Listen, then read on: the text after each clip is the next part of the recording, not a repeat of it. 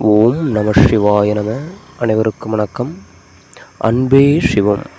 அன்பெனும் பிடியில் அகப்படும் மலை. நன்றாக புரிந்து கொள்ளுங்கள். ஒருவனுடைய வாழ்க்கை உண்மையாகவே சந்தோஷமாக ஆனந்தமாக அவன் வாழ வேண்டும் என்றானால் அன்பு என்பது அவன் கொடுக்க வேண்டும். அன்புதான் இங்கு அனைத்திற்கும் அடித்தளமாக இருக்கின்றது.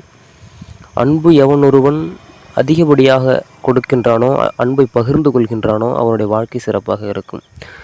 யாராவது ஒருவன் அவனை திட்டினால் கூட அந்த திட்டுபவர்களையும் வாழ்த்தி அவருக்கு அன்பு கொடுக்கின்றான் என்றானால் அது மிகப்பெரிய உச்சகட்டமான ஞானம், மிகப்பெரிய ஒரு அற்புதமான நிலை.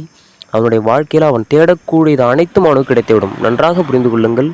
அன்பெனும் பிடியில் அகப்படும் மலையே. அன்புல மலை என்றால் அன்பெனும் பிடியில் அகப்படும் மலை என்றால் இறைவன் என்று பொருள். அன்பே சிவம். அன்பு தான் சிவம். அன்பு வச்சுட்டிங்கன்னா இறைவன் இறங்கி வந்துடுவார். அன்பில் தான் இருக்கார் இறைவன். அன்பை எந்த அளவுக்கு வைக்கிறீங்களோ அன்பில் தான் இறைவனை பிடிக்க முடியும். நீங்கள் வேறு என்ன பண்ணாலும் இறைவன் வரமாட்டார். அந்த அன்பை நீங்கள் வைக்க இறைவனே இறங்கி வந்து விடுவார் அப்படிங்கிறாங்க. அன்பே சிவம் அன்பெனும் பிடியில் அகப்படும் மலையே என்றால் இறைவன் தான். அப்போது இறைவனை இறங்கி வருகின்றார் என்றானால் மனிதர்கள்லாம் ஒன்றும் கிடையாது. அப்போது எவனொருவன் அதிகப்படியாக அன்பை பகிர்ந்து கொண்டே வருகின்றானோ அவனுடைய வாழ்க்கையில் அவன் தேடக்கூடியது அனைத்தும் அவனை தேடி அதுவாக வந்துவிடும். அவனுடைய வாழ்க்கை மிகவும் சிறப்பாக இருக்கும். நன்றாக புரிந்து கொள்ளுங்கள். இங்கு அன்புதான், எல்லாமே உணர்வில் தான் இருக்கின்றது.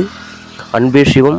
நல்ல அன்பை பகிர்ந்து உங்களுடைய குடும்பம் நட்பு வட்டாரங்களில் பகிர்ந்து அன்பான சந்தோஷமான ஒரு வாழ்க்கையை வாழுங்கள். ஓம் நம சிவாய நம. அன்பே சிவம்.